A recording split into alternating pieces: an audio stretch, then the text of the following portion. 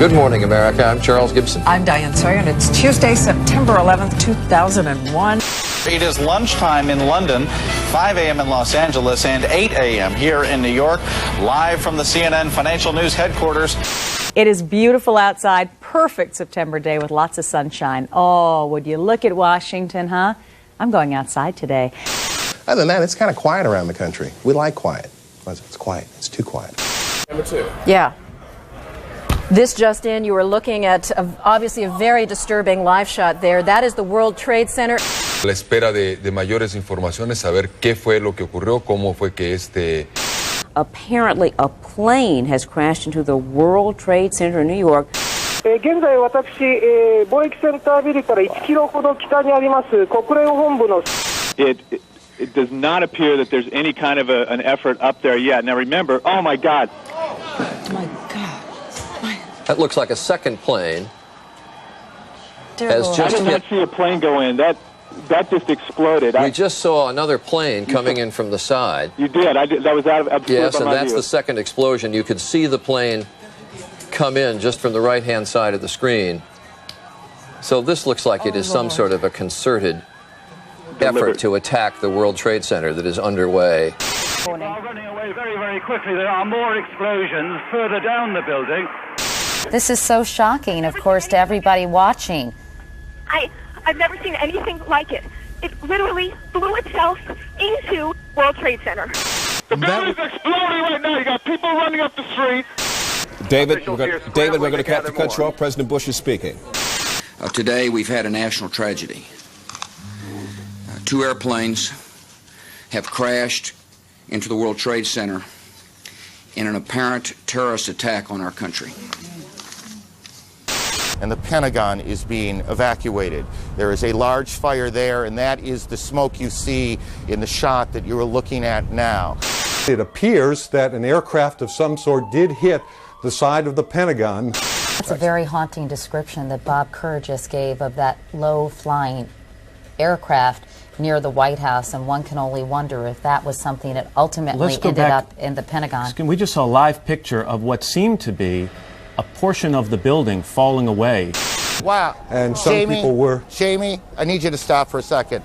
There has just been a huge explosion. We can see a billowing smoke rising, and I'll tell you that I can't see that second tower, but there was a cascade of sparks and fire, and now it looks almost like a mushroom cloud explosion.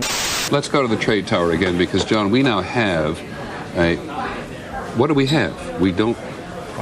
It looks like a new plume, a new large plume of smoke. Only one tower is standing. The other has collapsed. Thanks very much, Dan. It has completely collapsed.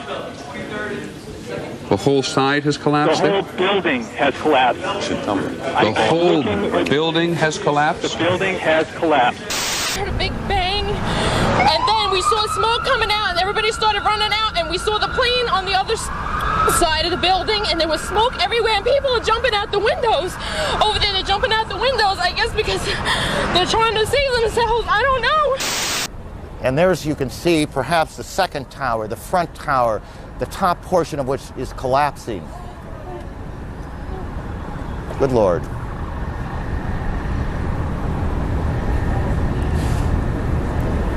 There are no words.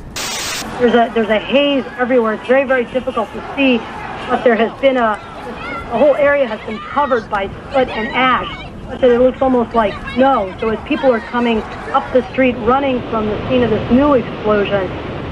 所有飞往纽约和华盛顿的客机都已转飞加拿大的机场。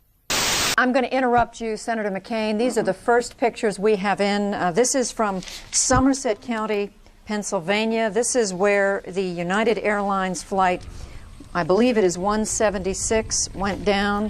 Hillary, I need to interrupt you. This is a Taliban spokesman talking now in Kabul, I believe. Freedom itself was attacked this morning by a faceless coward, and freedom will be defended. قبل دقائق من افتتاح وول ستريت الذي انهار تماما بعد أن التهمته النيران. أول تعليق لمكتب التحقيقات الفيدرالي أشار إلى أن طائرة البوينغ اختطفت من مطار بوسطن. Where were you on 9/11? I was teaching at an alternative school in the city of Boston. When did you find out? The principal came over the loudspeaker and announced that what happened in New York and in Washington, D.C. What was your first reaction? We were horrified because he also announced the plane started from Logan Airport, and we were hoping that there wasn't anything going on in Boston.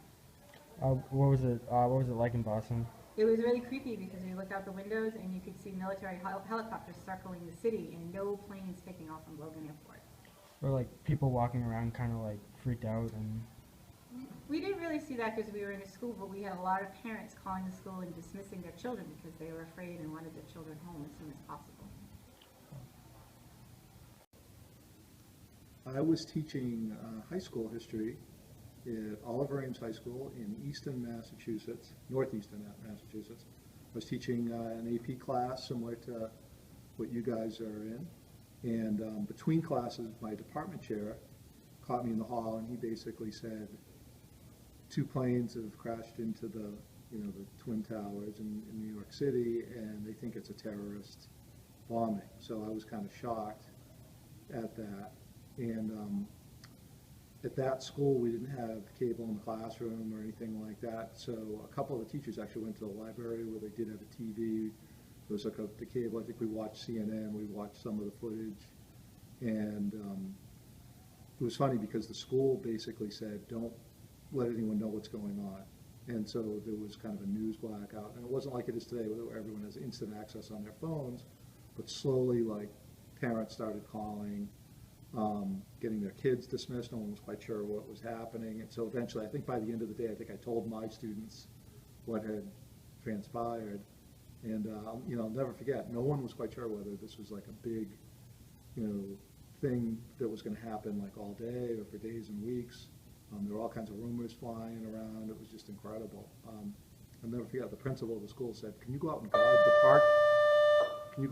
the parking lot? And I actually did that. I'm not exactly sure what I was guarding it from, but I did that on 9/11. And it was just an incredible day. I remember like staying up the whole night watching all the news footage and then trying to learn about, Al-Qaeda, Taliban, all these different things because I knew I was going to get peppered in class with questions the next day. And, we ended up spending at least a week or so on what had happened. It was an incredible process. It was a very unifying process. For about 2 weeks, in my opinion, the United States basically experienced something similar as to what it might have been experienced during World War II. There was a lot of unity and rallying around certainly the victims and the first responders and what had happened in New York and Washington, D.C. and in Shanksville, Pennsylvania. So it was quite a time. It was an interesting time to be a history teacher, that's for sure. Sure. So I was in I was in middle school. I think it was in 5th grade. I don't really remember exactly what happened, but I remember being in lunch, and they had back in my school, we didn't have computers, but every classroom just had a TV. And I remember they just were replaying it over all the TV stations because it was a big deal. But at the time, I didn't really realize how big of a deal it was. I remember being sad, but I don't remember it affecting me in any way personally. I just remember, I don't think I fully realized how bad of an event it actually